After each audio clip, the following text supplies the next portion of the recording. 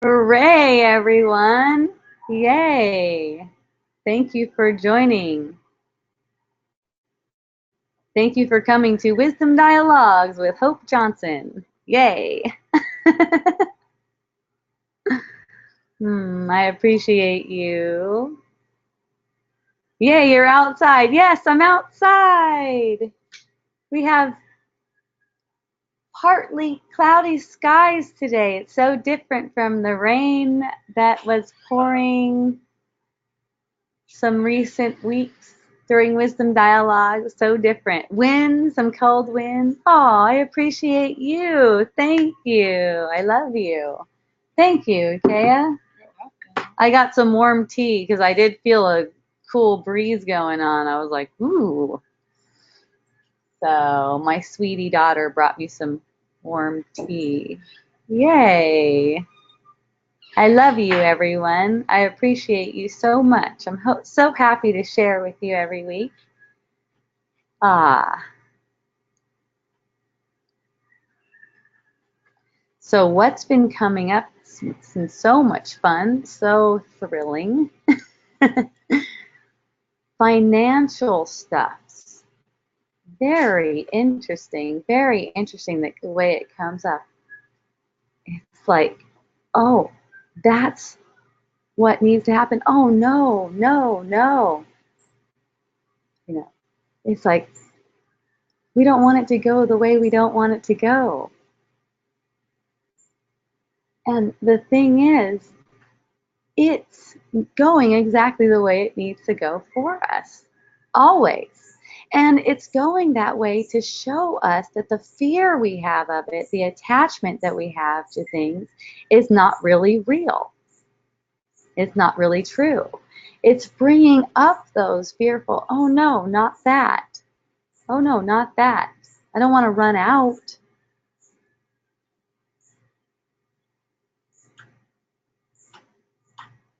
An idea like somehow we're not supported.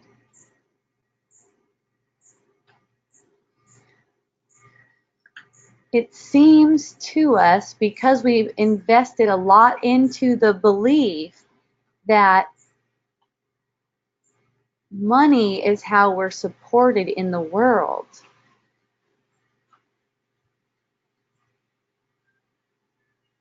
Can you be more specific?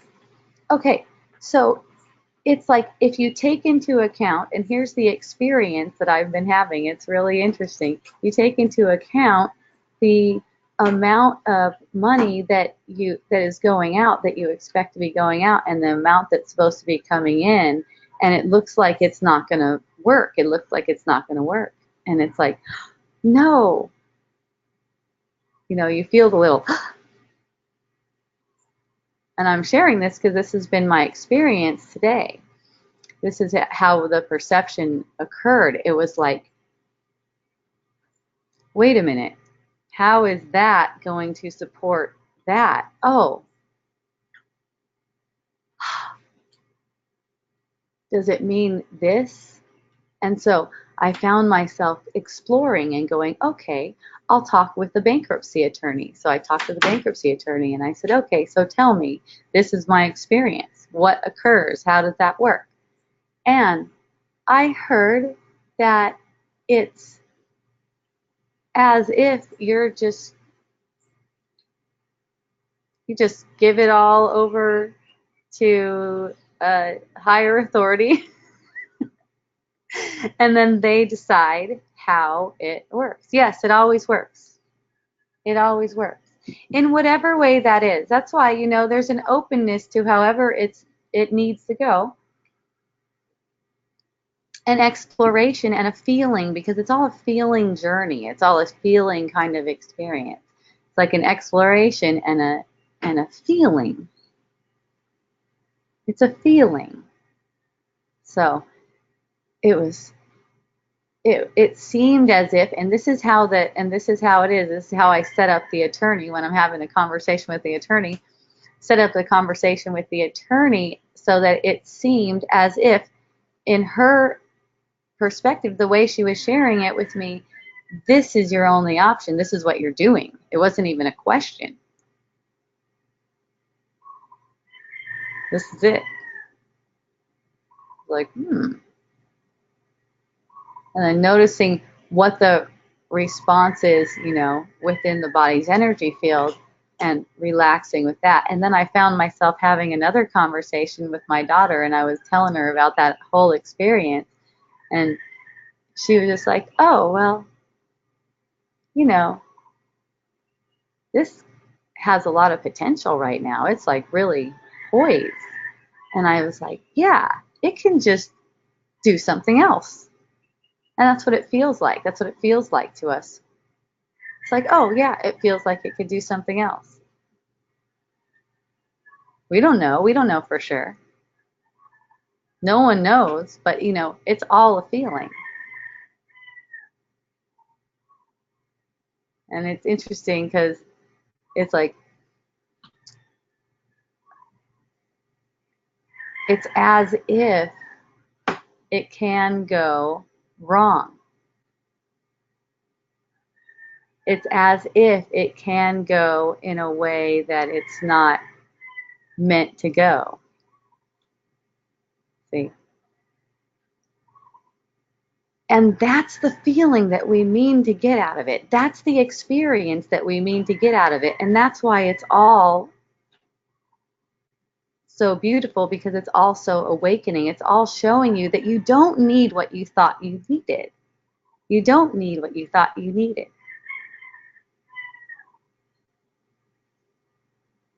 And who knows what solutions arise? Who knows what solutions appear? So Lori asked questions. So Miracle Botanicals is not doing well now? Well, so here's the situation. It's not so much that, the business isn't doing well as far as selling a lot of essential oils and stuff, but getting to that place where we have a really kind of website and all that kind of stuff, it seems as if we put out a lot and now the payments are coming due. And so there's a lot of different things that could occur, though. I mean, there's a lot of possibility. It's like we feel like we're very much poised for something where it's going to go. Do we know that's going to happen for sure? We don't. We don't. So we just watch and take the whole, and for me, from my perspective, and speaking for myself, taking the whole experience as an experience and nothing more than that. It's a passing experience. See, taking it as a circumstance. This is what's going on. It's a circumstance that's arising because that's what's being craved. Circumstances are being craved because that's what makes the association, that identification as a separate self, makes a separate self important. That's what makes a self meaningful. See, is putting the false self in a situation where the false self has to figure out how to get out of it, apparently. But that's never the case. That's never really the case. You may find yourself exploring different things, but all of these thoughts and all of these things, all of these situations, since they're only just occurring to you, it's not as if anything is not doing well. It's not like something is sick or something like that, but the situation occurs as it occurs, and it shows up as it does for learning.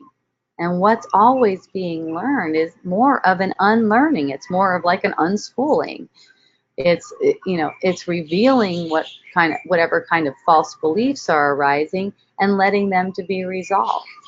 It's not giving power over to illusions. It's not giving power over to illusions. Who knows what the solution? Who knows what the solution is?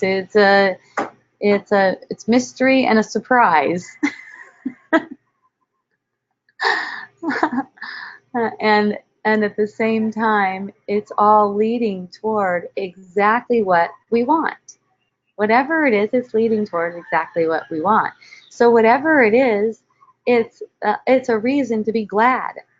And that's what the upset feelings really present to me. It's like this, oh, there it is. Oh, okay. Noticing the difference in the vibration, notice the difference in the energy vibration in my body's energy field, where there's some tension around maybe calling an attorney, maybe calling a bankruptcy. Oh no, I don't want to do that. It's like, oh no, I want to see what that's about. Tell her what kind of perception I'm having and see what she says. See what it's about. Feel it. And and then after having had that experience, it feels like that's not for me.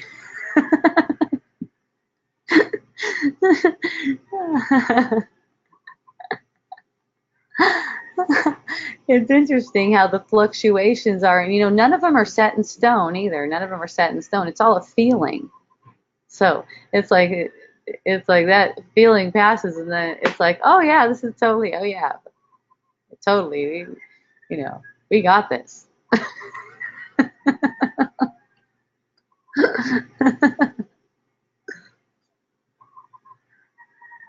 But the thing is, and this is what I've shared a lot of times, and this is what my experience is. It's not the money that gets you to the experience. It's not the money that gets you to the experience that you want. It's that sense of love that's allowed right now for yourself in your body's energy field, for whatever seems to be fearful, whatever seems to be any kind of problem or anything like that. The love that's shared right now in the body's energy field, that's what's transferred forward. That's what's transferred, and that's what goes towards creation. Okay, that's what it goes. The love that shares is what feeds creation. So basically, in the illusion, you can say it's allowing creation to be revealed. Okay, all of the unlearning is just learning. Discovering that whatever you did learn that tells you that something's a problem, something's a threat. It gets dissolved. It just gets resolved in your mind, because you see that all of this stuff is passing. If there's really no me and all of this stuff is passing, then what is there to hook? What is there to get the attention? So that's why, to put this into practice, to really apply it, let's say, apply it in the day-to-day experiences. It's like when that upset feeling arises, when it seems like something's wrong, it's like there's a willingness to let that be resolved, let that feeling be resolved. So it's not in making it real. I've when I share that kind of perception with one of my friends, I heard something like, what was it? Oh, so you've just been risking everything and not paying yourself. And I'm like, what? What does that mean? There's not anything like that. I don't need a stockpile. I don't need a stockpile of money. It's a flow. It's a constant flow. So in the event that there's not the money to pay the bills that are coming due, in that event, something else will transpire. If it seems like that, then something else will transpire. The whole thing is a flow. If one thing goes down, another thing arises. If one thing falls, another thing takes its place. It's just like, if you find yourself working at a job and that job is no more, then another thing presents itself in some form, some way. It's not like anyone is left without support. The only time when it seems like you are left without support is from thinking, is when you've been thinking consistently that you are responsible for your own support. You can have zero amount of money. You could have zero amount of money, and actually have zero amount of money, and also not know where you're staying tonight, not even know where you're sleeping tonight, and you could know your abundance. You can know your abundance though, because whatever experience is arising, whatever perceptions are arising, that is coming out of your abundance. And even to show an illusion that's not abundant, look at this. Even to show an illusion that's not abundant takes way more energy and imagination to show an illusion that demonstrates your abundance. Okay, so it actually takes a lot of energy to have that perception like you're not supported. Whether you have the money or means or whatever or not, it takes a lot of energy to have that perception that you're not supported in every moment.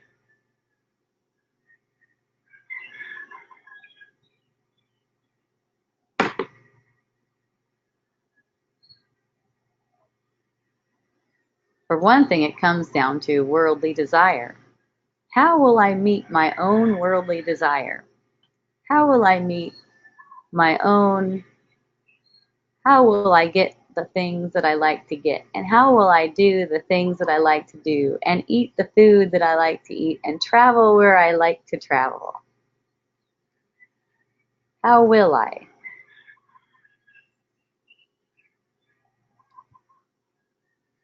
Well, for one thing, making that your responsibility, when in making that your responsibility, you're feeling resentful.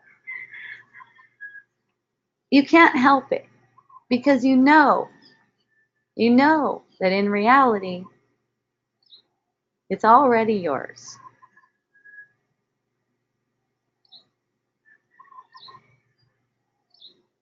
It's only a feeling. It's not a real thing that you think you want. It's only a feeling, and it's already, it's who you are. It's actually who you are.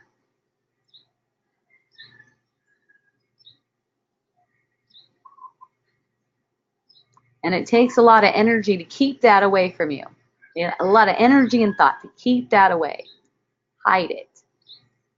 And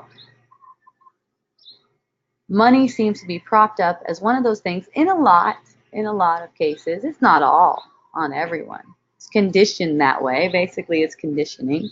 But money has been propped up in a lot of ways to make it look as if that is what you need to get your desires met. And the belief in it is so strong that you end up having the perception is, oh, I'm not getting what I desire because I don't have enough money. And that's where, deny the evidence. That's not true. Deny that evidence. You cannot possibly desire anything except what you are. The desires that you seem to have in the world are only a reflection of the desire to have who you actually are. You don't need money for that. Don't need it. It may come to you in various ways. It may not. People find that it's not even necessary at all. They don't even use it. That sounds awesome. I just said that. I was like, wow, that sounds really awesome. Who needs to own it? That's the thing. Who needs to own it? That's another thing. It came to me many years ago when I was walking around my street. It was in Orange County before I ever moved here. And noticing the plants and the beauty of the plants, and then feeling a sense like, and then feeling this sense like I want to get some of that. And then I was like, whoa, I don't need to own any of it. I don't need to own it to enjoy it. What is that? I don't have to have that. Although I've found myself in a property owner position a lot of times until, recently. There's still property, but there's no structures there. So that's awesome. Yes, my love. Aloha. Aloha, but there's nothing but lava Ooh, I gotta turn you up. there. Okay, There's here we nothing. are. There's nothing but lava there. There's nothing but lava, baby. Oh, this is so exciting. Thank you for joining me. Oh yeah. Okay, so you were saying because I just booked a trip to Florida, Oh, how and you were. fabulous. I know we're going with Holly and her friend, Good. and um, so when you said you just said something about that's about me. That's about or what did you say? I when you first said it, I was like, "What?" That's when I raised my hand, but more has been talked about since then, so I've lost it. But How fun. okay, so we booked the trip, and it's about getting out of Maine in the winter and going experiencing fun in the sun in Florida. Yay. So, oh my God, I can't even play it back. He's so fun. What is that? What? That voice is the best. You don't remember what It's you like want it's like what is even the word for that? there? Oh my god. This is the worst. I can't think of what I was gonna. Uh, oh well. You said something about it being about. Well, it couldn't have been about me because there is no me. Yes. Anyway, so today I was Yes. walking in the woods with my girlfriend and her son. Yeah, I've told you the whole story about him, and I saw that I there was credit being taken about me helping him. Oh, that was a big one. And I see through that that is bullshit. That's complete bullshit. Nice. Yeah. Lots more humility has been going on. Uh-huh. More seeing through the bullshit that the mind wants to take credit for or You see what it uses to associate you as an individual too, right as a person as a person. doing something when it's not Mhm. true. Yes, it's not true. Mm. But it sure is fun now. I don't know Yeah, what's changed, but boy, it's literally when I wake up in the morning, it's like, what is today gonna be? I know.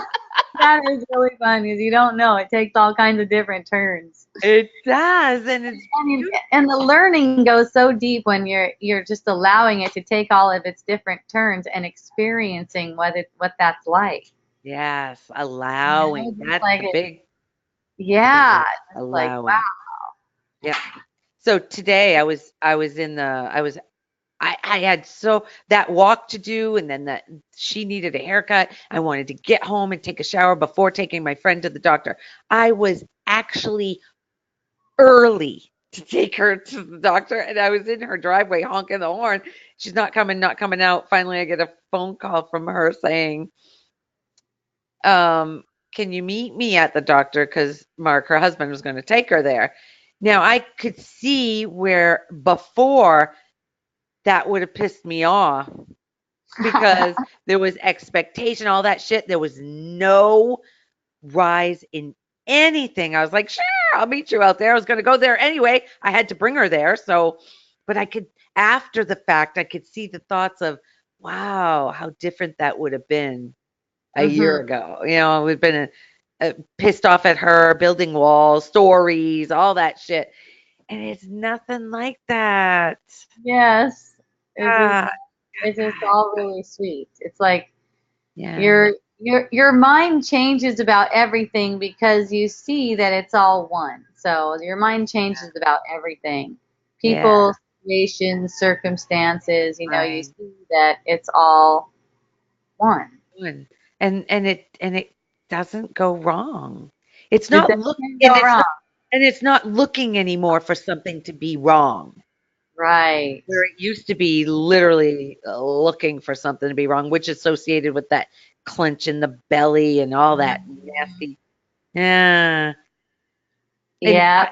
I've also noticed that with my meditating, it's the breathing has taken the focus on the breath takes away from the thoughts. So it, Mm-hmm. it makes a separation. It makes a distance so you can see that you're not the thoughts and you are that emptiness, that void, or whatever the hell. You can't put a word to it, but it's clear that that's what we are, not the thoughts that are driving you absolutely. There's That's, so much distance between the thoughts now. Well, I mean, big gaps, yes. which I didn't even think was possible before. Right. Well, and your focus, been developing your focus. If you're sitting there and you're focusing on the breath, you're developing your focus, and in that practice, that's going to transfer over to the rest of your experience. Your meditation just starts taking over. And that's what I mean by it just becomes a constant meditation because you're able to refocus back to the breath. You've never mentioned this before. Oh, You've never talked about the breath before. oh, I'm Wow. sure I have. I've never noticed. I've I never, don't think you noticed it because it wasn't in your vernacular at the oh, time. probably, yeah, I've probably. had that occur before. Like sometimes, I'll say something like the one about picking up the baby and cuddling the baby. Yeah. And and then eventually they'll get it and they'll be like, "Oh," and I was like, "Yeah, I said that a bunch of times though." Yes, I've heard the baby a lot. Yes. Yes. It's okay. It's okay. It's Yeah. okay. That has helped me so much. Just that. It's Yeah. okay. It's so And simple. It's so so simple. simple. And so Yeah. is the breath, following the breath. That is like, duh, duh. Right. How simple. Whatever it is that comes, it's just like keep on following the breath, and it's all working out, and it's not going to go any better by you trying to interfere with it.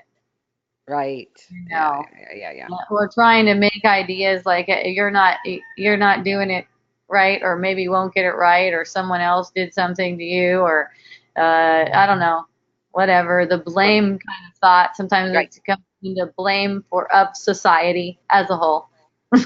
Yeah, it seems like that blame game has dropped completely. Yay, isn't that so relieving? That is so damn relieving. Oh my God. Yeah, because everybody, if I'm not the doer, not doing anything, how can anybody else be doing how can I blame anybody else? It's happening exactly the way it's supposed to be happening. Yeah, plus you condemn yourself if you blame anyone because that blame is always for you. Exactly. And that keeps you stuck right there. Yeah, Yep.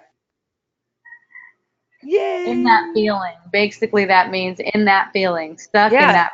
right. And it won't go away. The more you blame, you're just putting yourself in a prison. Yeah, Yeah. Oh my God. it's so fun. It's so fun. I can finally say it's fun. I used to say it with trepidation. I Yeah, know, you say so. but then you kept on coming back, which is awesome. Yep. Oh yeah.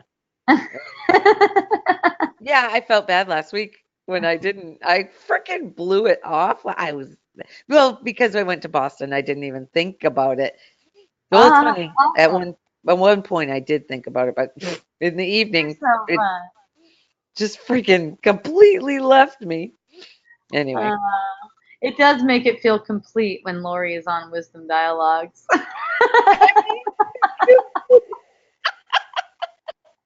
we made this agreement years ago, apparently, or actually, what do you think about that? We made this agreement like before we. incarnated. Well, that's one way that the psychics say it to help you to wrap your brain around it. But you Oh, don't, it's a good way to know how let's see, the proper relationship is, let's say, to put the relationship into a proper perspective, but none of it is actually true, because what's true you can't really recognize with your mind. You can't really get conceptually like right. how that's like an agreement. Okay. So it's just, that's one way of putting it into a The bottom. summary, like, yeah, something that your mind can go, oh, isn't that sweet? Because Yeah. that's a feeling it's meant to evoke.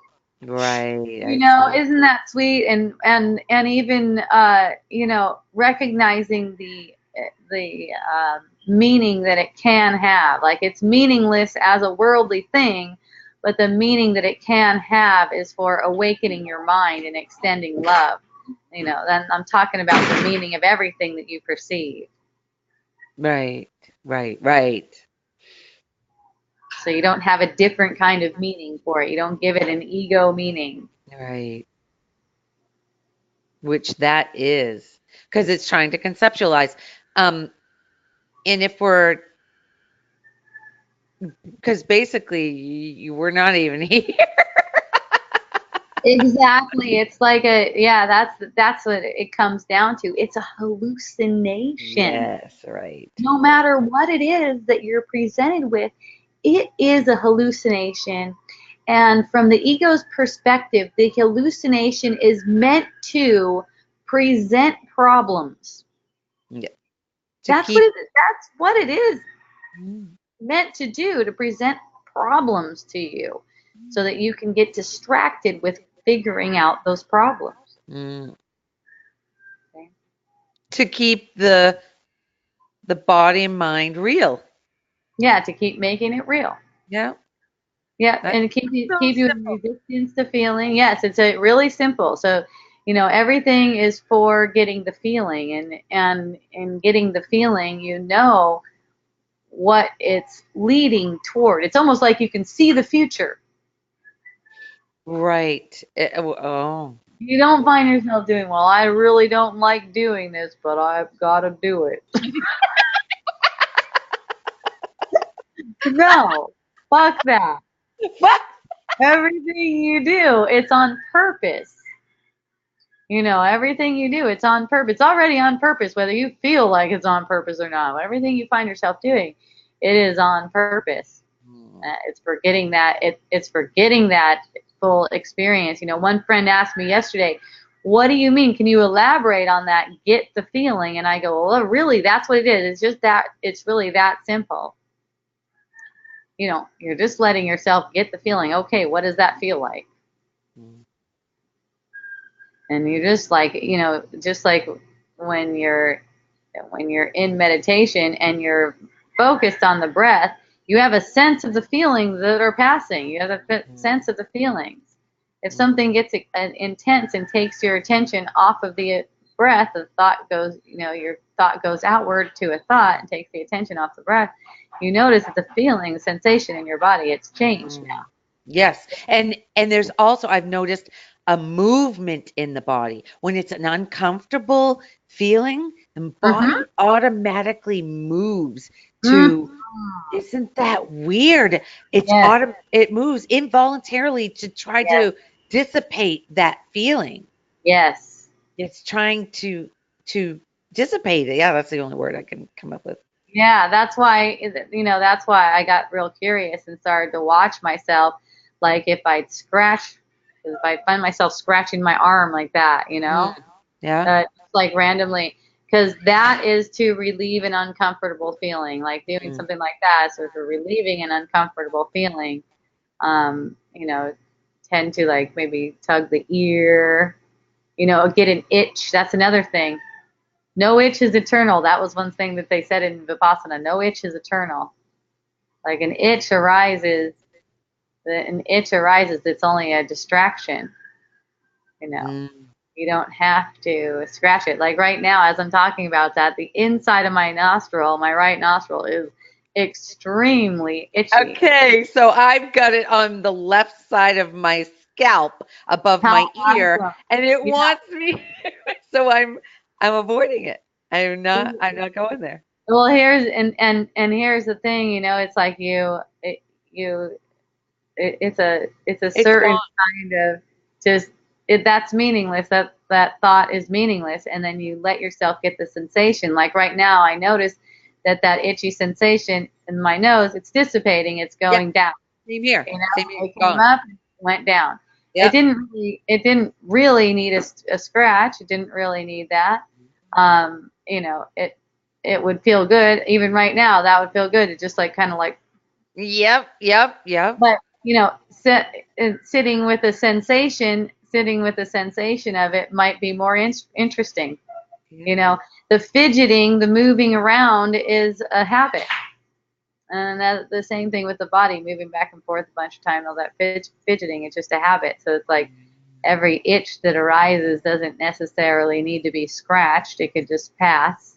It can You just. know, the way it works for me is, you know, if something arises and it makes me feel fearful, then I feel like I like to do it. Oh. you So then, know, then you give yourself permission to do it, you mean? To scratch it? well, no, no, there's nothing like that because if there would have to be a self to give permission to for that to occur. Right, right, right. So it's like the thoughts the thoughts that are passing are just not taken as if they are meaningful. Like none of them are. Right. you know so it's like making it as if I have to run after something is one of those kinds of thoughts. It's like, oh, that's just not meaningful Right. Right. because it's I only don't. me. Right. I don't think I've connected a thought with an itch. Okay, well, here's the thing. Anything that you perceive, even a feeling, is a manifestation of thought. Feeling is a first manifestation of thought. So there's all kinds of different sensations. All the different sensations are for making the body appear real. The Right. body itches, then that seems like it's real. Well, you tell me the body doesn't exist, but it sure feels like it's itchy. Well, that's not because the body is itchy. Like, the body can't even get itchy. You could say the sensation of itch is here. Right. Right. Okay.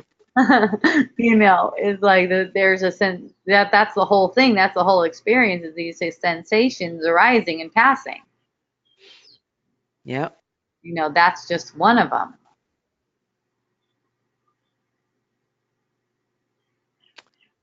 Just like seeing is here, breathing is here, Yes. heart pumping is here. It's like it's all passing, and it's like when you're not when your awareness isn't on the heart pumping, it's just not. It's not. It's not. It's a hallucination. Gosh. They say it keeps on going when you're not, but when your attention isn't on it, it's not because it is a hallucination, and hallucination is just appearing to you. You know, that's the thing. It's like this has already been, you know, shown. So a lot of people know that it is hallucination, dream, however they want to describe it. A lot of people are aware that.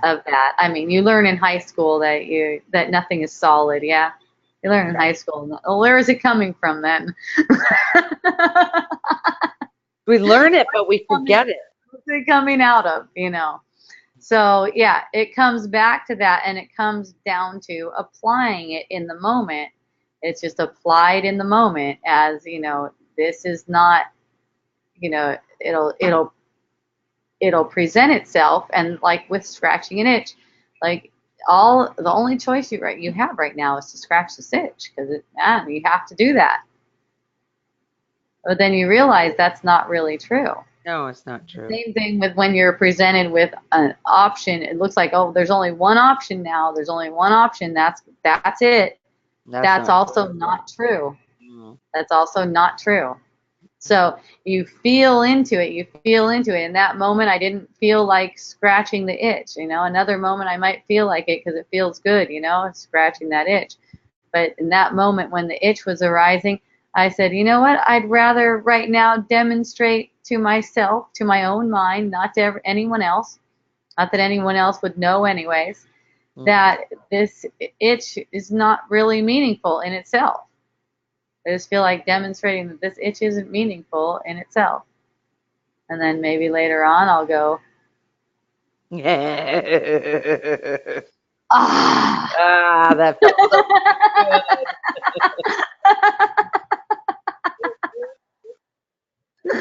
See what I mean? I totally see what you mean. All for entertainment. Mm. It's just all for entertainment. And why do we know what we know? That's the interesting thing. That's what I was asking myself today. Why do I know this? Because I was having the perception of that there wasn't enough income to pay the expenses that will be coming up. And I said, why do I know this? Why do I have this knowledge? Of it not being enough, or the knowledge of just the knowledge, all of that worldly knowledge. Why do I have this? Why am I the knower of these things? yeah. I don't hear anyone else in my family saying anything like this to me, but why am I the knower of this? Why was my consciousness led to this, and why am I the knower of this thing? And you know what? And you know what? You know why? You know why? Whenever I ask, I get the answer. I don't. Because that's where I could best serve my function right now. Within that perception right now. It's perfect for me. Because in having that perception, I am in a position where I can allow myself to get the feeling and not feed it with fear. So it's perfect. That's why it's perfect for me. Like, why is it me? Why am I the knower of this? I feel the same way. I've asked so many times why, because I felt so alone in it for so long. All this searching over the past 20 years. Why did I have that awakening 20 years ago? And why did I be on major pursuit of it? And when I literally felt alone, everybody thought I was crazy. I mean, and now I own it. Yeah, it looks like I'm crazy. Yeah, whatever. Yes, I am. Thank you. Totally crazy. Yeah. Oh, I'm crazy. You want to come? You want to come? So that. No. Pretty blissful. That's awesome. Crazy is blissful to me. Yeah. Yeah. Yeah. Well, that's not really the deal. Crazy. You could say the way you're using it. It's really the opposite of insanity. It's really sane is crazy. Oh, exactly. Exactly. Sane is crazy as far as the world is concerned. You're totally right. You're totally right. Just because the world is insane, like this is one thing that came up to me recently in Wisdom Dialogues, just because everyone believes, or just about everyone believes, that they are supposed to force their kid to go to school. Like legally, they're supposed to be forcing their kid to go to school. That doesn't make it like real. No. That doesn't make that true. I mean, no matter how that law is written, it's not like it's true that I'm supposed to force a person to do something. Right. It does not matter. Like even if it was written, and I don't think it is in the United States in such a way that it can compel a person to force another person to do something, then it's still, you are not under that authority. You're never under an authority like that. That's not it. There's no way we are supposed to be forcing people to do something against their will because that's who we are. Right. That's it. That's us. Mm. That's us. And of course, if we find ourselves in the position, let me just clarify this. We are not supposed to, according to any law, if we find ourselves in the position where we do perceive ourselves as controlling another person, making someone doing the things that they don't want to do, that's because that's the perception that we should be having right now. So that we could see through it, okay? Because no one does anything, so it's not a should in that way. It's just that it's not a law. There's no law that can really compel you to do that because uh, your identity, the love that you are, is much higher than that law. Let's put it that way. Yeah. Mm. And I see the hand of Paul. Oh, okay. You can let me How go. funny. All right. I love Thank you, Lori. you. Thank I love you for jumping on. you.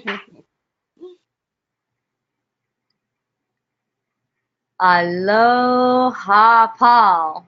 Hi there, Hope. Hi. Yay. I'm so happy you're on. Yeah, I was on last week. I was calling in.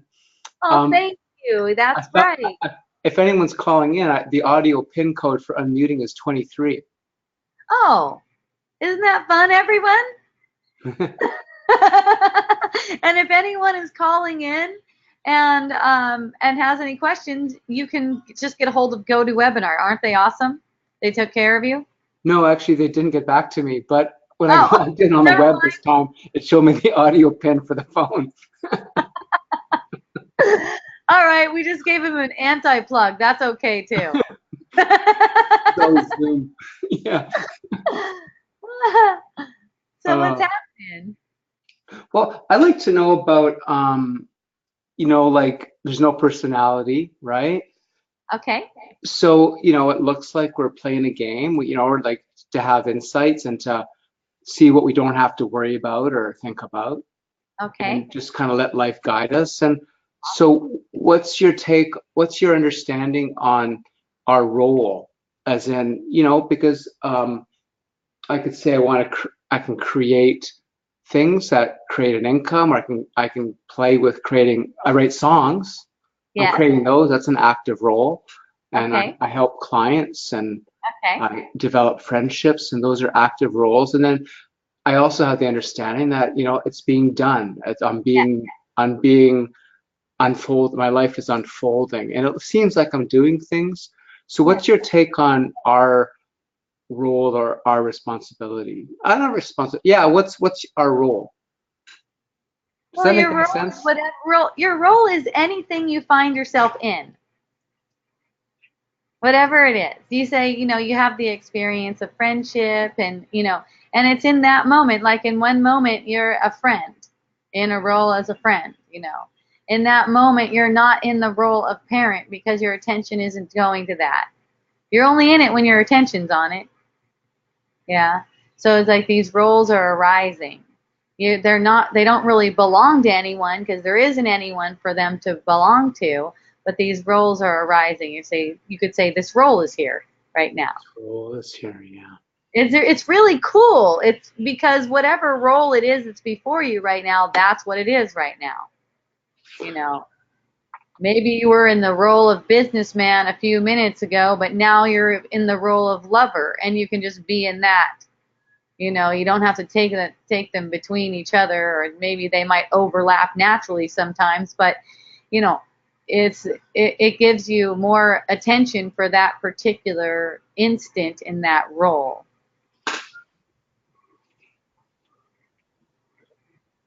So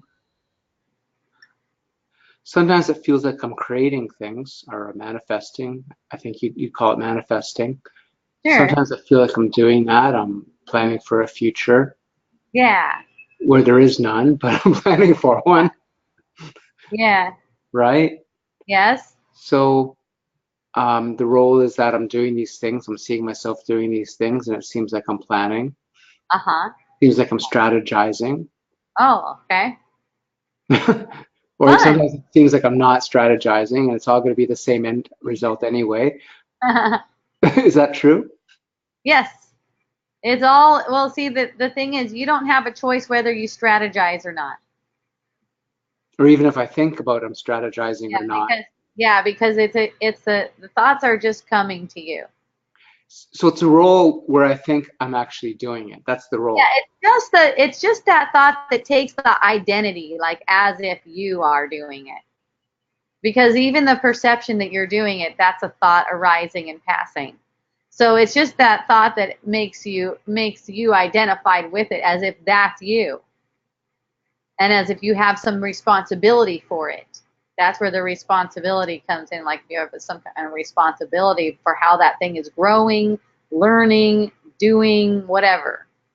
But I don't, That's because right.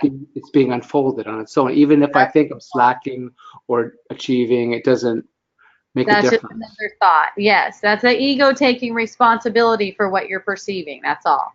So I can just drop all that, or I can Yeah. see that that can all drop. I can't even drop it, but I can see that it can drop. And I can just see myself also enjoying the ride or get stressed about it or enjoying the ride. And really, there's not much I can do about it. Yeah, you just stop pursuing it. You just stop pursuing thoughts about it, and you just let your expression unfold the way it does. But it's not even me letting it. It's just I'm noticing it being let unfold. The letting being unfold. Okay, so here's the thing, and here's where it comes in too, because I've seen how there could be a constant going around and around and around with, it's not me, it's not me, it's not me. Okay, everything in the perception is not you. If everything, but what's in your dominion is the decision making quality of mind. Decision making quality of mind. And that decision that you make in every moment, and that's whether to take illusions is true. That's it. That's the one decision that's made in every moment. And if you're not taking illusions as true, that's the same as letting the thoughts go, or not pursuing thoughts is another way of saying it. Not pursuing the thought as if it's meaningful, because you choose to make it meaningful or not. That's another way to put it. You choose whether that thought is meaningful or not.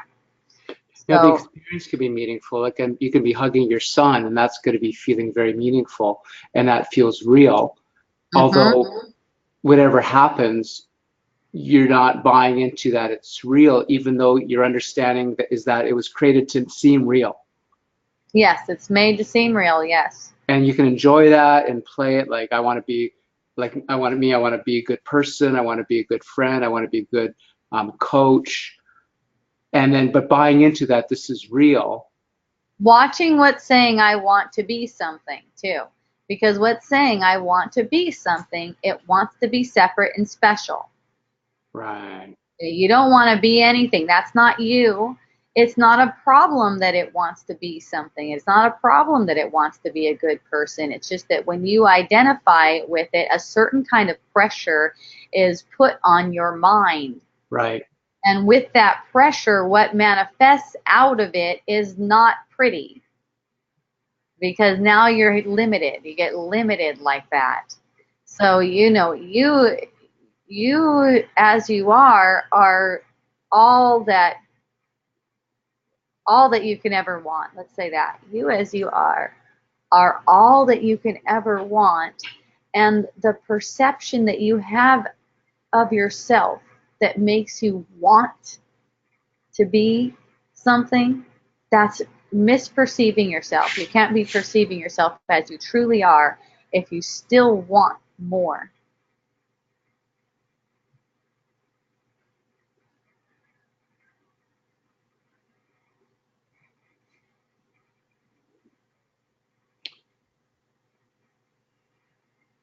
Is there a genuine, I guess, a want or a desire that doesn't come out of the separate self?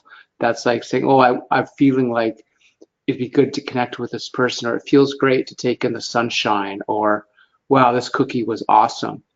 I want another. Like, is there's separate desires? Are there non-separate desires that just come in? Every desire, doesn't matter what it is, and all of them are innocent, and all of them are awesome too. They're just not yours. All of them are a reflection of your desire to know yourself. So those are real, like if like my, let's say, divine essence, I guess that's, or that we all are, that same essence. That's having a desire to know itself, and it's not buying into Let's, separation. yes, let's put it like this. The desire was placed in your mind. The desire to know yourself was placed in your mind immediately when you forgot who you were. Okay? You could say that divine source placed the desire to know yourself in your mind immediately when you chose to forget yourself. Right. So that's what the cookie's all about. That's what the cookie is about. That's it. It's a sacred cookie. That's right. That's right. And it doesn't mean that that the desire needs to be met for you to have your real desire met. It's a matter of seeing what it is so that you're not distracted by it It's as a if it's something of meaning. it's a disguised call to look back at who I really am, who we really, who Yes. what really is. Yes, all of Right. it is. All of it is. Yeah. And it's like it's playful too.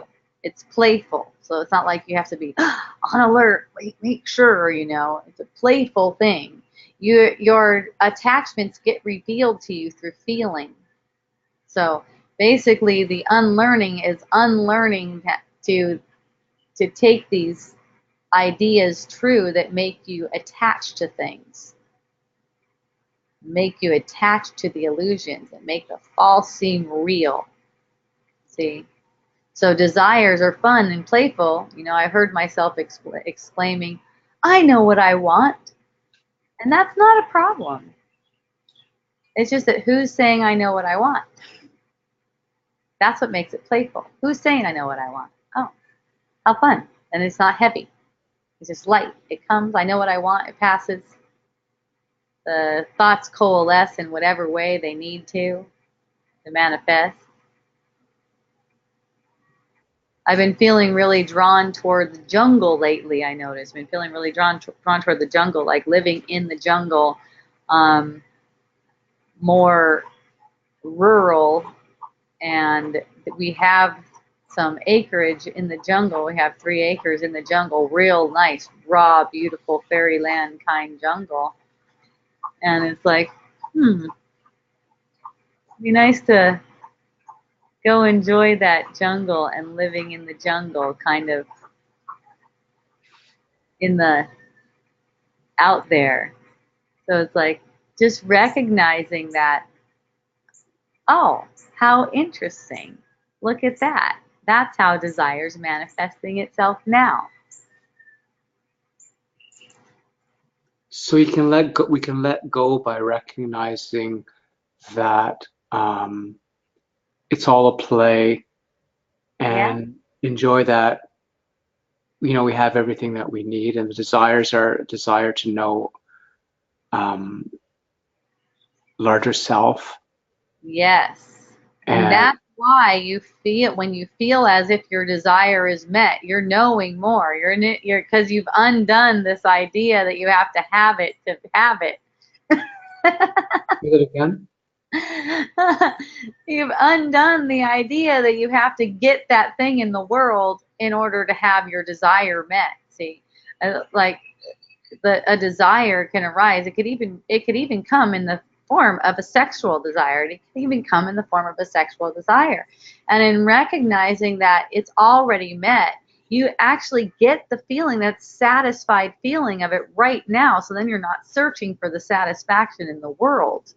See, where it can't even be found. It's like every desire, it can be completely satisfied right now. And that's how, it's allowed. How do you do that? Well, just like right now when I shared with you about how this desire to live in the jungle, to, deep in the jungle, Oh. like that, it's a heartfelt desire. It's like I'm not running to the mind to figure out how to do it. I'm enjoying that, basically the fulfillment of that desire right now, It's like the because anticipation of the thing is even better, right? it's a feeling. Yeah. Because it's a feeling. It's a feeling right now. And the same goes for when you feel any kind of upset feeling or fear or something like that. There's a desire. It's a desire in there. And it's like that unfulfillment of desire. It's like I'm afraid of the unfulfillment of that's not being fulfilled, you know. And so you let that desire be fulfilled right now. And that is completely within our choice. We have a choice for that. We make that choice. You know, people talk about how it's like kind of like a roller coaster, and that's one way to put it. You feel good about yourself, and then you feel shitty about yourself, and then you feel good about yourself. But when you have your spirit, you just always feel good, no matter if a fearful feeling arises. Because when a fearful feeling arises, it's like, oh, good, I know what this is for, and it stays with the feeling of fear arises in that feeling of love, in that sense of love. And it's resolved there, and you've never moved. You've never moved anyways, but this sense of going up and down like this, that's not a reality. Hmm.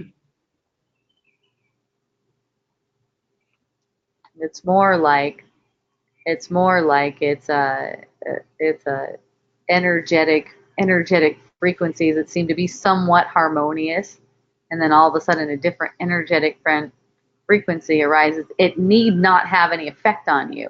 It need not take you up or down. Like the getting good news, supposed good news, and supposed bad news need not have any kind of effect on you, even though there's a little shot of something. There's a little shot of a almost like a drug, almost like a drug. This energetic pattern, this energetic frequency that would tempt you to attach to something that's good. Just follow me, follow me, follow me. It's going to feel Yeah. great. Yes, and then if something bad, if something that seems bad arises, then it's like, oh no, I don't want that, or I've got to learn how to do it better so I don't get that feeling. You know. But the feelings are so revealing. Why would anyone not want them? Why would anyone want to try to change the circumstance as it is to not have it? It's so revealing, and that's what all of it is for.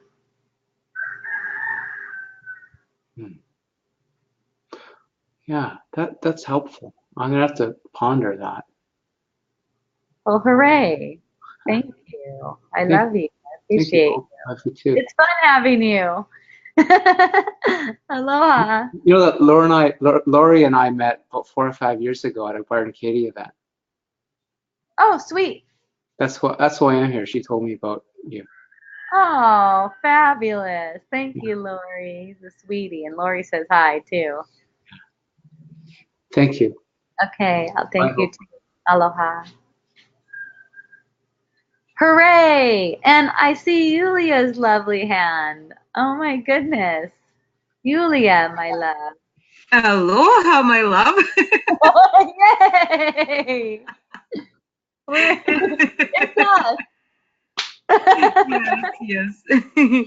I started reading your book, and I read, I don't know, maybe a half or so. Yeah.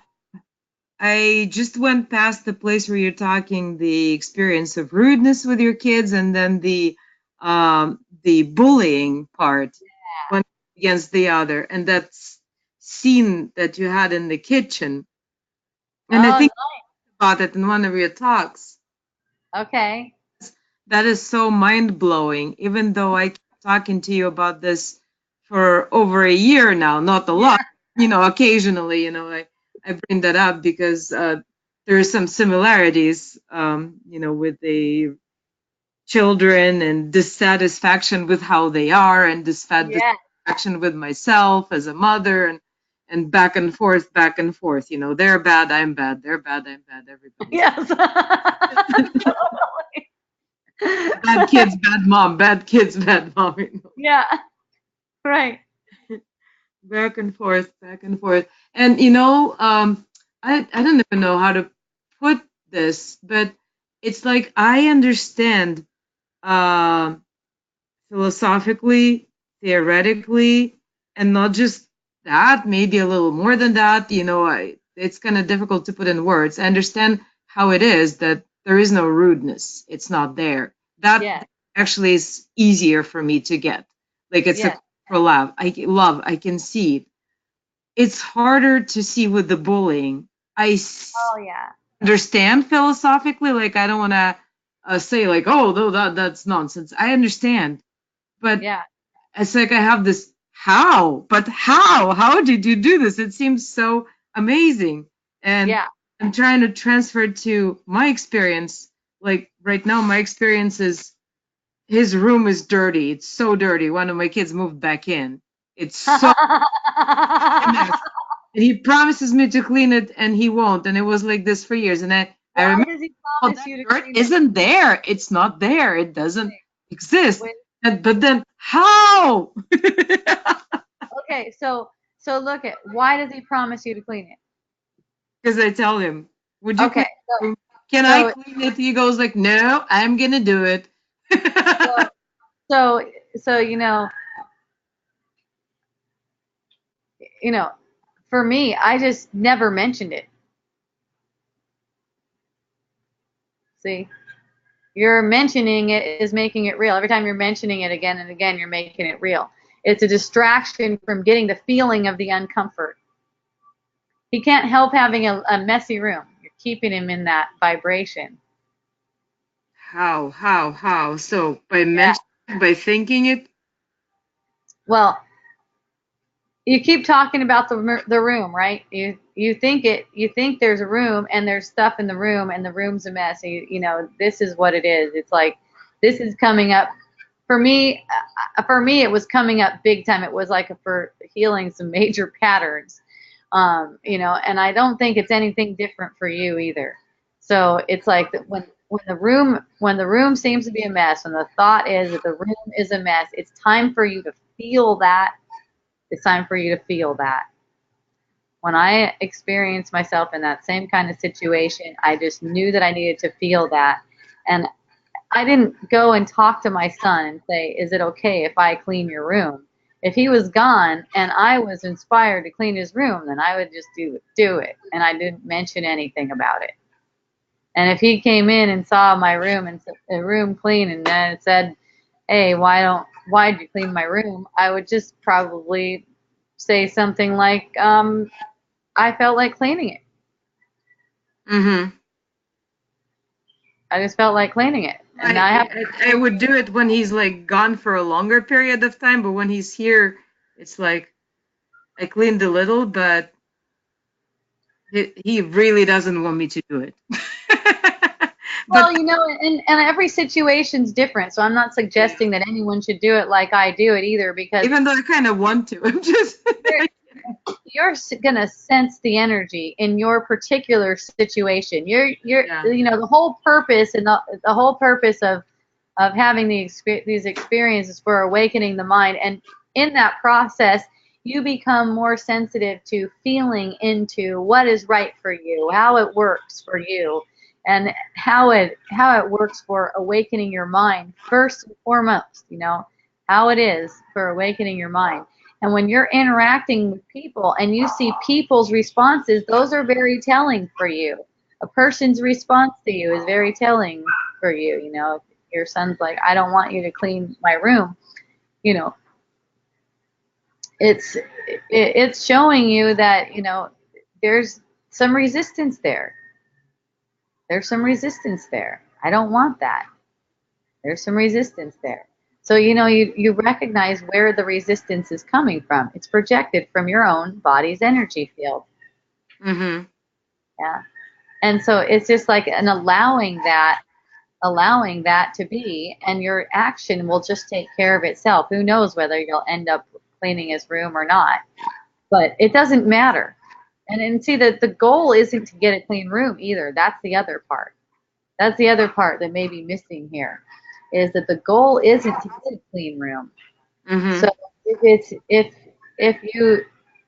if the room is messy, if the room looks messy to you, and you feel like you have to have it clean in order to have peace, that's for you to look at. See, Mm-hmm. you can have peace instead of focusing on a messy room. Mm-hmm. And that's really the gist of it, and that's what you go through, because the thoughts and the feelings are saying, I can't have peace and this messy room. Mm-hmm. And here's the thing with your son moving in with you, or you guys living together, whatever the situation may be, doesn't matter. But the fact that you're drawn together, look at that, what I mean, drawn together as in a picture Mm-hmm.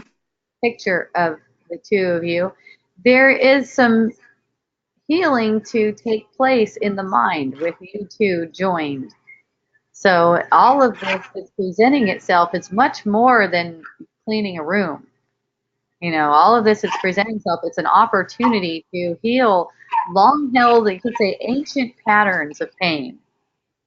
Yeah, that's what I liked about it, and that's why I'm sensing that that's very powerful. Yes, From having heard all that. And by the way, my son is leaving soon for a few months. yeah. Suddenly came up something came up suddenly, and he's leaving. He's gonna go far away overseas for a few months. How fun. Yeah, that should be You fun. you never know what'll transpire, and the ego likes to stick it in like, oh, this is how it's going to be, and you have no idea. It's only this instant where we can either extend love or make ourselves into limited doers. Yes.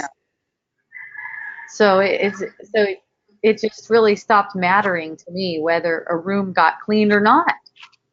Mm-hmm. And then if I happen to find myself cleaning the room, that wouldn't be a problem. And if I didn't clean it, that wouldn't be a problem. Or if he didn't, or he did, or whatever, whoever does it. So it's like a clean room has become a bit of an idol and a point of something that causes suffering. The need to have a clean room. It's an idea that something's wrong if the room isn't clean. Right, exactly. And it's so, my situation is also interesting for a different reason, because now my parents are living with me. And who did I learn all of this from? Oh, how fun. Of course, and then I hear them, oh, his room is so dirty. So that's wonderful. And then reaction to them, and I'm seeing myself, and it's like what do you call it? And I'm not sure if that's the correct term. They talk about echo chambers, but it is kind of like the same thing bounces around with among all these people in different ways. People like they're people, but I'm just like seeing different images of it. Here it is. That's as if there's something wrong with my parents too, right? Yep, exactly. Yeah, that's really wonderful. What opportunities are arising for you? I mean, that's awesome. And I find myself in a similar kind of situation, just living with a husband and 3 kids too. It's like, wow, it really brings forth a lot of your patterns, and that's why a lot of people who are seeking enlightenment get out of there. Yeah. Right. It's like so easy. I'm gonna go sit and meditate on the mountain and forget that's way easier. all these distracting, annoying, pesky people, right? With their patterns, they're all wrong. It's all wrong with them, Parents have all these old programming and beliefs, and children are rude and dirty, Yeah, but once it reveals itself to you, it becomes so much fun. Like when I get the feeling or the impression that I've been disrespected, like, so to speak, like from one of my kids or something, or my husband or whatever. But if I get that sense that I've been disrespected, I feel excited. I feel excited about that. I should feel excited about the dirty room, like, oh, it's a dirty room, yay! Yeah, exactly. That feeling, what a mess, right? for me. And, it got to the point where seeing a dirty room doesn't have any kind of trigger. It's seeing a dirty room just is, oh, there's a dirty room, and that's it. Yeah, because it's a label. Ooh, I'm getting Yeah. it. Getting it, yeah. Yeah, it's like, it's kind of like saying, oh, a dirty room is here now. It's like a dirty room is passing by, but it seems like you're walking up. It's like it's crossing the screen of your awareness. This is perfect. I love Oh, there's that. There's yes, an it's like, entity in the room. and then I'm seeing like somebody throwing a bait, like catch. Yeah. Here's a dirty room. Here's a dirty room. Here you go. Get upset, right? Yeah. And by the way, here's another snapshot of your financials. Oh yeah. Oh wait. Here are your parents. They're saying the room is dirty. They don't understand. Yep. Yep, exactly. And with your parents, that's just such an easy one. It's such an easy one. It really is. It's like it's like once you see that it's all yourself, it's like, oh, thank you for letting me know. Hey, his room is oh, thank you for letting me know. Hey, you should do it like this. Oh, thank you for letting me know. And they Right. appreciate that. They totally appreciate that. Right. You just hear whatever it is, and when you hear, you listen deeply, and you feel with them. You feel the vibration of what the energy that is, and it's like an acknowledgement of that kind of vibration, and it allows for a certain kind of comfort, almost like a comfort extends in it. So it's like something that may have been looking for some conflict is just met with acceptance, and then I mean, that's like I'm finding myself still like trying to like paint things white, black things white. When they go like, oh, it's dirty, I go like something like it's okay, yeah. So you're because So I'm you're not finding. it's just not happening, like I'm not finding a way to do it without that, even though I understand that that's all bullshit too. yeah, because there's a It's like it's not in our cultural code. We don't talk like that. I don't know how to talk like yeah. So it's nice to just listen when someone is not open for what you're sharing. Just listen and thank them for their perspective. And when you're in the mode of listening, like just listening and not trying to give them any concepts or anything, they're getting so much from you. They're getting so much gifts in the way of gifts, when you're just listening. And that in itself is like a form of wisdom dialogue, so you could say. Just nothing, I find myself with friends sometimes, and they might be just telling me all this stuff that is, you could say it sounds completely delusional because it's worldly, and they're talking about how they felt this because of this, and they felt this because of this. And it's obvious that there's not an opening for anything, so there's just a willingness to listen. And it's like, oh, okay, oh, all right. And then what happened? Oh, and then what did you think about that? And then just let them tell the whole story, and they get a learning off of that, just being able to hear themselves, just to be able to like get it off of their chest, say what it is that they want to say. Just let them have it. Yeah, I'm like I said, finding myself still whitewashing things a little bit instead and saying, oh, it's okay because. And what's funny? I noticed my parents doing that with other people. Like somebody tells them, one of their friends, some kind of something about bothers them or hurts them, like they immediately go like, well, but that's not so bad because,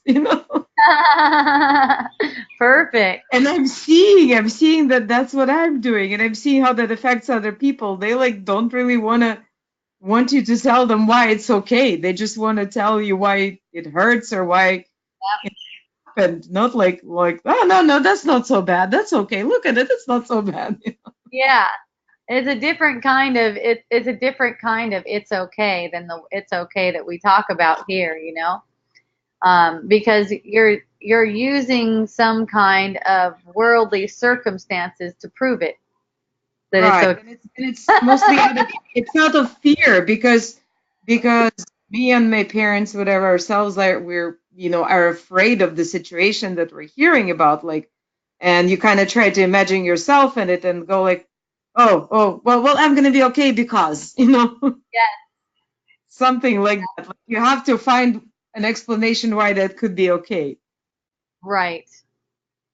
And every time you do that, every time you do find an explanation, you're setting yourself up for that possibility of that one time not finding an explanation. Is like, no, it's really not okay. Right, right. I mean, and what if that happens, that you think like if this didn't happen, then it's okay. But what if that happens, it It's can. okay too. Yes. And I've had the experience where all the worst case scenarios would come to me and I'd go, that's okay. That's Yeah. okay. That's okay. Yeah, that's important to remember that I remember from my experience that you gotta like be okay with all the negative scenarios, all the worst case. Well, Otherwise, it's like no, putting on it's blindfolds, like, okay, it's all okay as long as that doesn't happen. yeah. Well, and here's the thing: when you're okay with all of the imagined scenarios, when any scenario that would be imagined, and you would be completely okay with it, you're not going to be perceiving the world. The perceiving of the world is coming up because you feel not okay with certain things, and those not okay things will present themselves to you, so that you can come back to sanity around them. That's all. Yeah. Right now, I'm just like theoretically understand that. Yes. Yes. Yes, it's okay. So, well, and as you're having the experience, like say you're having the experience of the messy room, and you feel like, I can't stand this. Just take a minute or less to get that feeling. What is it that you really can't stand? I mean, what is it that makes it seem like if the room doesn't get clean, something is wrong? You get into that feeling, you let yourself really get that sensation of that feeling, and nothing else really matters. Everything else takes care of itself. When you get that feeling, when you let yourself be aware of it, you learn how to be with it so that it can be reintegrated. Maybe be reintegrated with, the harmony of the situation, the harmony of who you really are, the real situation, like who you are in all of it. Yeah, it's like why a certain arrangement of objects should be a cause of pain, because that Yes, is. exactly. And when that pain is alive in you, it's a matter of allowing it to be itself. Say it again, please. When the pain is alive in you, so when you're having the perception and it feels painful, it's just a matter of allowing that pain to be itself, to let yourself get that feeling effect, get that feeling of that pain. That's all it is. It's not more than that. It's super simple.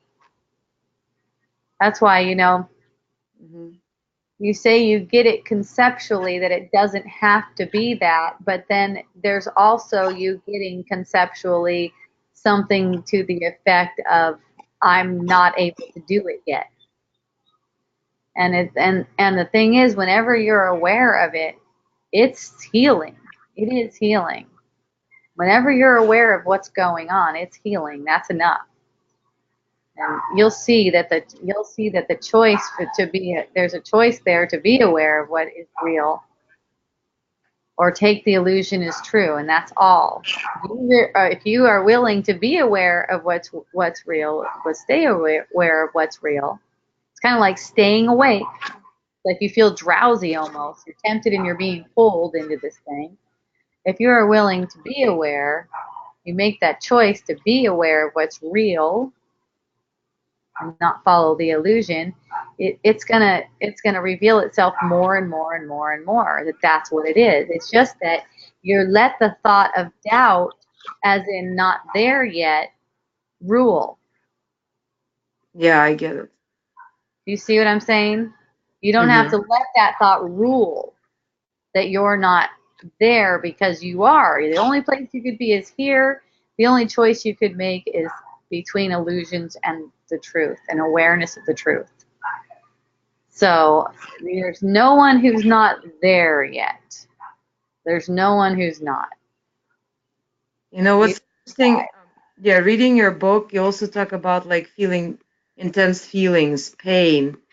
And I used to feel that around my kids, but there's hardly anything that I still feel that about. I just like tried thinking, imagining his room and getting that feeling. And I realized I don't even have that much of a pain or an intense feeling. It's more like an annoying, sticky thought pattern.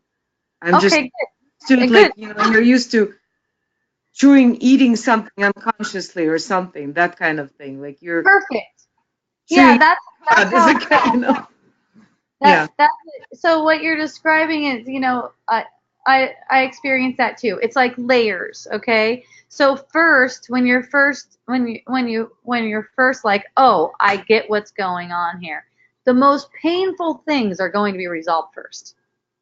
That's what I noticed. The most painful things, everything that was seemed to be the most intense.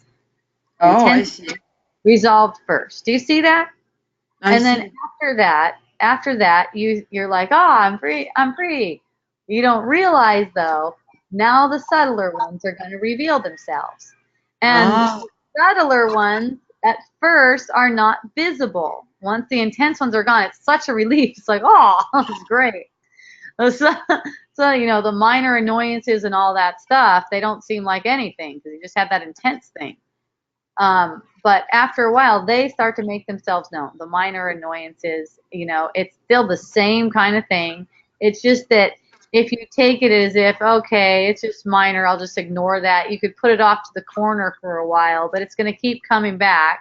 And it is going to build in enough intensity, not like before, but enough intensity where it does get your attention. It's like, okay, I've been just letting this go. It's time to bring this to the truth. yeah, that's very interesting. I'm noticing that because even though I'm not experiencing any intense like pain or emotions about anything, Yeah, like say this past year or so, there are a lot of these like sticky, annoying feeling thought situations. perfect. So you know your purpose. Like the That's how background that's noise how sort of. it's revealed. Yeah, there are lots of them. There, Yeah, there that's was how a your little, purpose is revealed. yeah, there was one of the, that was a little more intense than that. Because a year ago, like a lot of things have shifted. Over a year ago, I got a new wonderful partner in life. Then my parents moved. I got a house, and then my kids suddenly left, both of them. And what was really intense was missing them. Huh? I remember. Yes, and then now one is back, the other one is still living away, and he like at one point, there's of course still like these situations where he's not okay, then he's okay, then he's not okay, then he's okay again.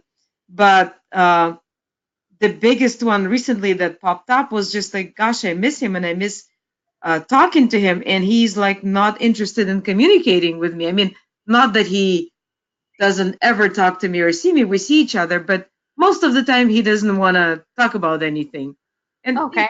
not angry or anything. Just he's like been like that most of his life. He gets Okay. the topic he likes, he talks. He doesn't, then he doesn't. But it's like he used to cause me so much pain, and then I just really did, what you did. I got that whole feeling that, oh, maybe my kid just doesn't want to talk to me. Then I get this like background thing. Oh, he doesn't like me, he doesn't love me, and I'm bad, and all of that. I saw that for what it is. It's none of it is true. Yep. And and I just allowed that feeling, that I'm getting from all this, and it was just pretty awesome because I did feel relief, and that's all. Yeah, that's the whole Change thing. that, just like let him be. Yeah. Yep, let them take as long as they want. The whole lifetime is okay. It's okay. Right, but plus there's no purpose and no goal, and him Yeah, expressing love and adoration and being my, yeah. friend. That's not the goal anyway. But there, your purpose is always revealed. Your purpose is always revealed because in that upset feeling and that feeling upset that he doesn't talk to you and doesn't give you the kind of attention that you think you want and deserve, that feeling is for healing it. That feeling is for healing that perception. It's just the perception that you need him to be different. It's just the perception that you need him to change. Things can be open to change. Things can change. He can start talking to you more and getting closer with you. That can happen, but it's not going to happen if you're holding resistance. If it was not, let's put it this way, it's not going to happen if you think you want it to happen. Mm-hmm. See? I was Because able to let you go of that, want- really, for real. you have to want what you have first. You have to want what you have first before anything can change vibrationally. See? Vibrationally, everyone's recreating the same scenarios over and over and over again. If you look at it more closely on a vibrational level, it's just the same thing over and over and over again. It would seem really boring, but it has a really important purpose each time it comes around, though, and that's for seeing through it as it is and not making it into something this time. Seeing through it as it is. Like, oh, this is just going around again. And then in that, love can be extended. Love is always extended whenever you feel like, oh shit, my son, he doesn't like to talk with me. And you're allowing that feeling to be embraced within your body's energy field. That's how you extend love. And that's what makes you closer. That's what makes you more attractive as someone that he would like to talk to, because you're vibrating at this frequency that is drawing him in. See? Mm-hmm. And you don't mind whether he comes or goes. That's the big thing. You do not mind whether he comes or goes. And, ironically, that's what draws people in. That's what makes you actually attractive. Yeah, I know. Yes, absolutely. And you're so right about everything being recreated all the time. If I look back at my life, there were like quite a few times when I got my way or what I wanted or more than I wanted in a way. I would be considering myself very fortunate in many ways. And then as soon as I got what I wanted, gradually things settle in and suddenly the same crappy feeling comes in and you find something wrong again. So I got that a long time ago, that no matter how much you get out of what you want, it's never, or it used to be like you still are caught up by the same crappy feeling, like you recreate the same thing no matter what you are and what you do. Yep. So you might as well get that feeling and let that crappy feeling reveal what's beneath it. Okay? It's through those crappy feelings. Those are your opportunities. It's through those crappy feelings that you could get to know who you are. See? Just letting yourself to get the experience of it. Because here's what goes on. If you don't let yourself to get that feeling, that full feeling effect, you go into thought that supports the cause of that feeling. Basically, the thoughts are supporting a fearful thought system. And that's what's supporting that upset feeling in the first place. So it seems like you're helping things to try to go off into thought, but really it's supporting the fearful thought system that made that feeling in the first place. So always get the feeling. Don't worry about the thoughts. Don't worry about what you're doing, what you seem to be doing. Okay? You're not doing anything anyways, but if you make it as if there's someone to take credit for what you perceive yourself doing, then you make yourself miserable. And there's no need for that.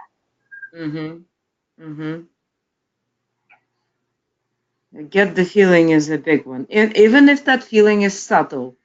Yes, That's right. Like I caught myself chewing something, you know, that's what it seems like chewing Yeah. thought over and over.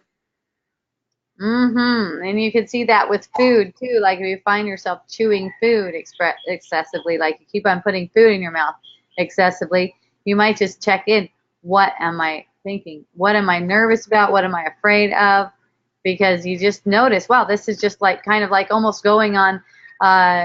It's going along with the thoughts. It's almost like there's a thought and this going on at the same time. You Yes. know, Oh, when I you noticed that a long time ago. I noticed that yeah, when parents are talking to me about certain uh-huh, things, I start eating. yes. Just start eating as they talk, like it, like I'm chewing, blah blah blah, talk, I'm chewing, you know. Yep. Right. Yay. Yes. Thank you. I appreciate you reading my book. Oh yes, I love it. I'll definitely write my thoughts after it. How fun. Thank you. Beautiful. Thank you. It's Aw. unique. Yeah. It was super fun to write because of that. Yeah, it's pretty unique. Really fun. All right. I love you, Yulia. Love you too. Thank you, Hope. Aloha. Aloha.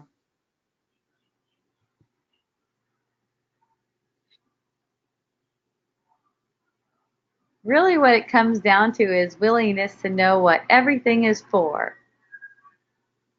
What is it for?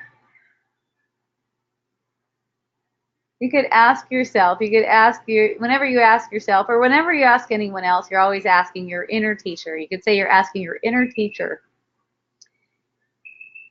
You could say your relationship with your inner teacher is um, based on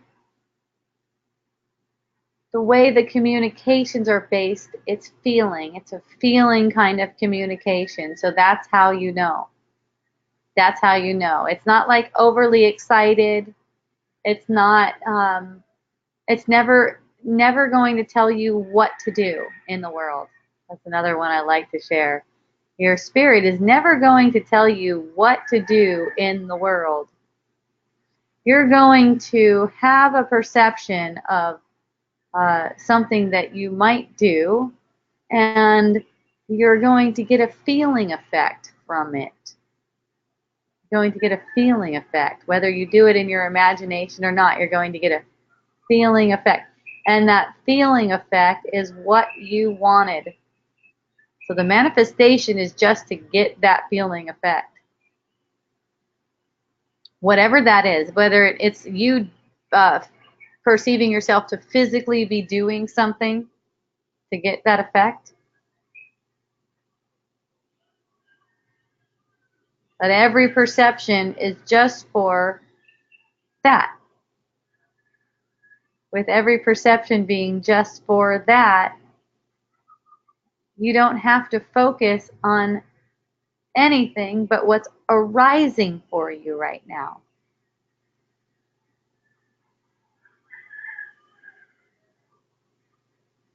And that's how meditation is. That's how meditation gets brought into the day to day, the moment to moment, is that you don't have to focus on anything. You don't have to focus on anything. You can just be with whatever is arising for you right now. That's for you. Whatever sensations are coming, that's for you. It's not about you. It's not you, that's for sure. None of your thoughts are you. They're not even, can't even really be considered your thoughts then, can they? They're just thoughts passing. There it is, and then it's gone again. Don't know what the next one might be. But since they're not your thoughts, and you have no responsibility for them or how they manifest, they can just fly, almost like birds passing in the sky. Maybe they go and find some friends, find some other thoughts that resonate with them. They don't need you for that. The body will still function. It has a function as long as it has a function. No? As long as it has a function, which is its function is awakening the mind, as long as it has that function, it's going to function. When it's no longer useful for that, then it won't. And you won't be bummed about it. You'll be stoked.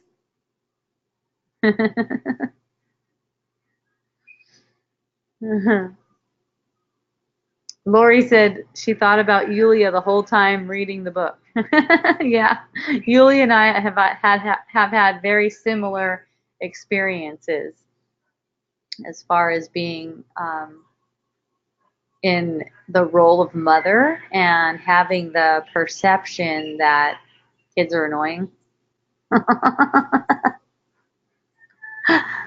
It's almost like, not everyone finds themselves in the role of mother and has that same kind of perception, like, oh my goodness, what am I even doing here? A lot of people find themselves in the role of mother and they're like, oh yeah, I fit right into this thing. Ah.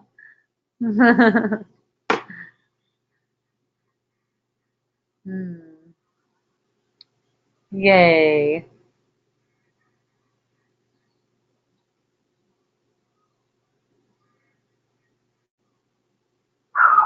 Yeah, when I found out that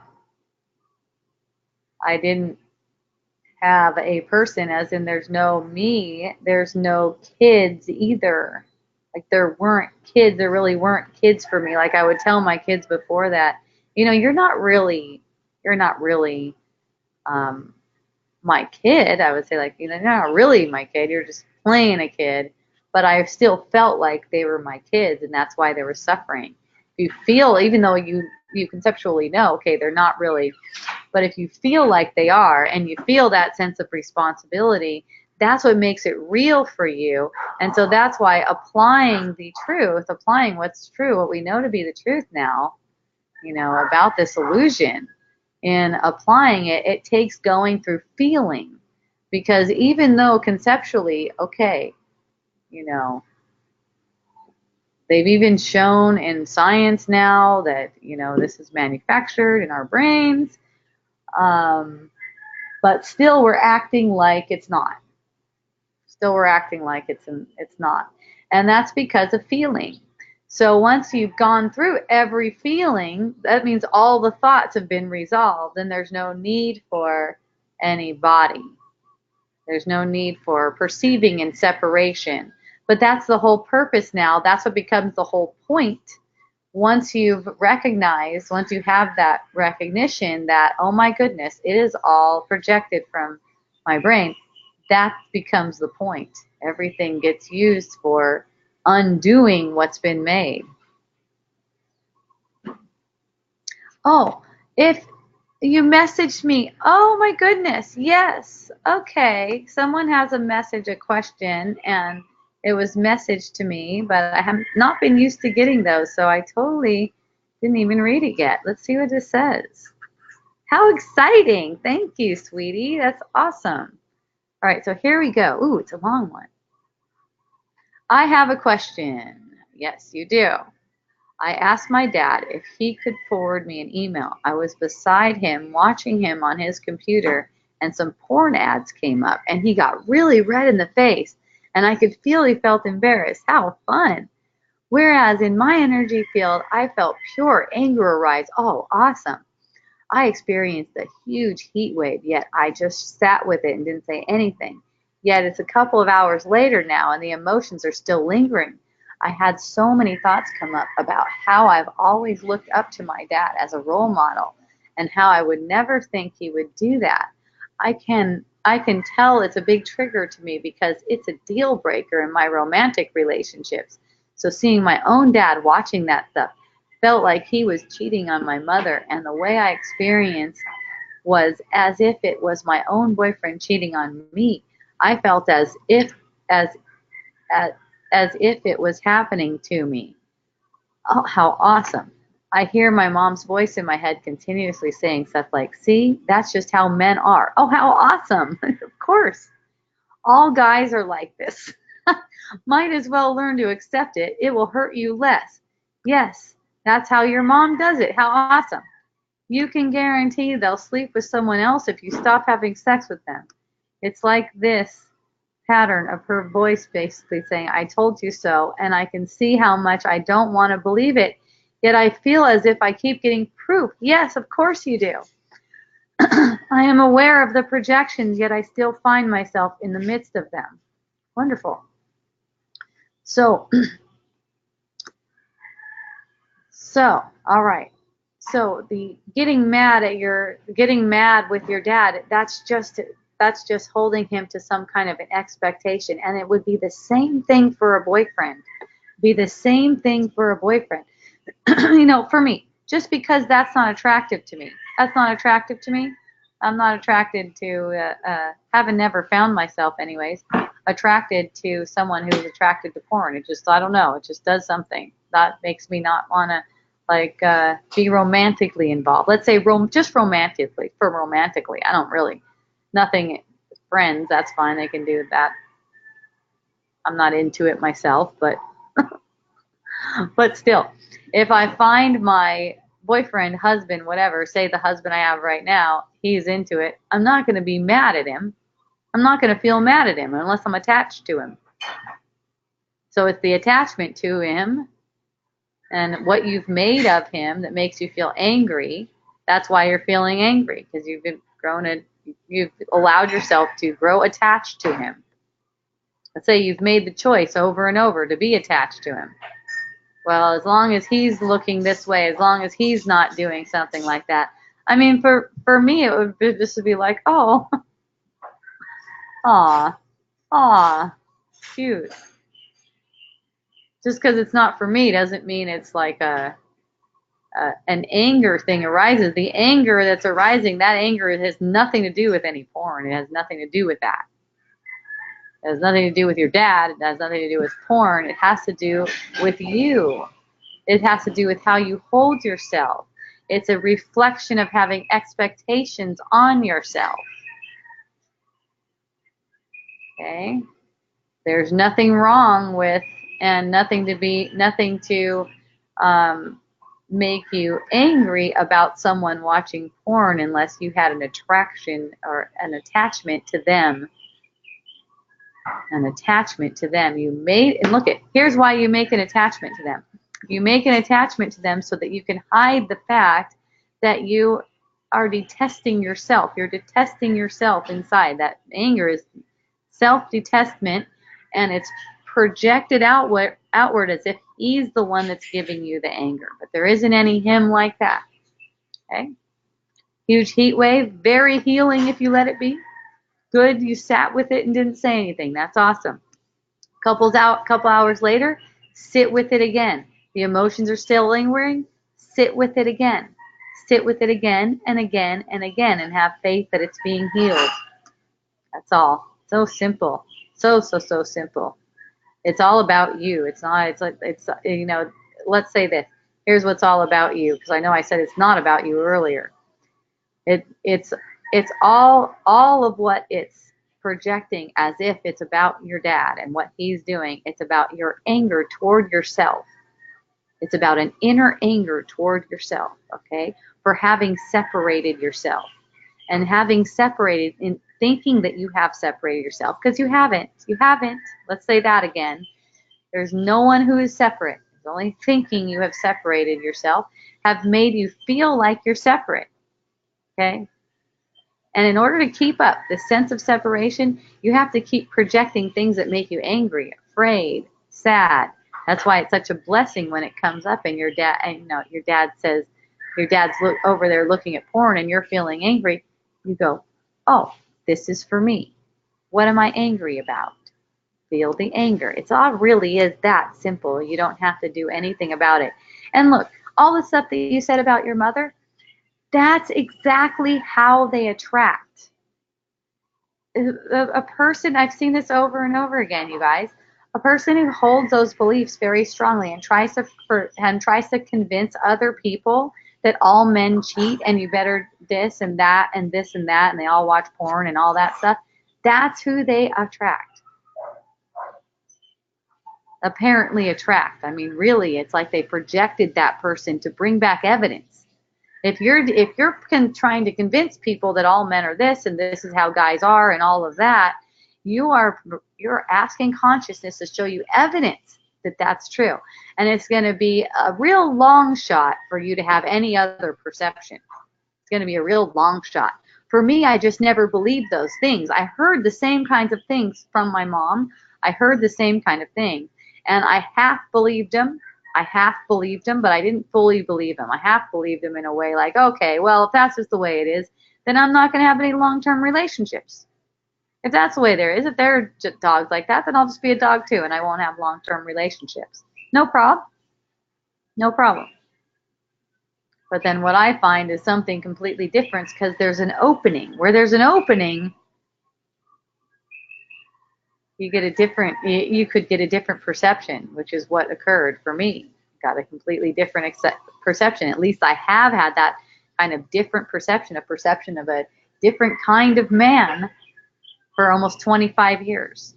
And if that were to change into something else, I'm happy for the 25 years of having that different experience, or however long that happens to be. It doesn't matter. So hooray, everyone. Thank you so much. I appreciate you. And we're getting toward the end, so if anyone has any questions or would like to come on with me and say anything, let me know now by raising your hand. Otherwise, I will wrap up. I'm planning to come back next week on Tuesday. I know I'm not going to be here for 1 week, but I think it's 2 weeks down the road. It's definitely not next Tuesday. Next Tuesday, I will be here at 3 p.m. with you if you show up as well. And you can get the invitations to join this live by going to Facebook.com/groups/Wisdom Dialogues. And if that doesn't work out for you and you'd just like me to do it for you, sign you up, just send me an email. You can either Facebook message me or you can go to hope@miraclebotanicals.com. And by the way, miraclebotanicals.com is a lovely, wonderful essential oil company with the most beautiful essential oils on the planet. We source them for you. We source them for us. We source them for all. Yes. We love the best, and we go through a lot of different suppliers. We check the different chemical analysis on the essential oils, and we test the different essential oils on ourselves and on our kids. And yeah, we infuse everything with love because we love you. Yay, thank you. So to find that, miraclebotanicals.com. And I have a book coming out soon. It is called Unschooling for Parents. I'm going to be recording the audiobook starting this Thursday. So once that's done, I think it gets kind of on a fast track to getting ready to be a book that gets printed and stuff like that. So hooray! Thank you so much. I appreciate you all. Have a beautiful evening and a lovely week. And aloha, ahui ho.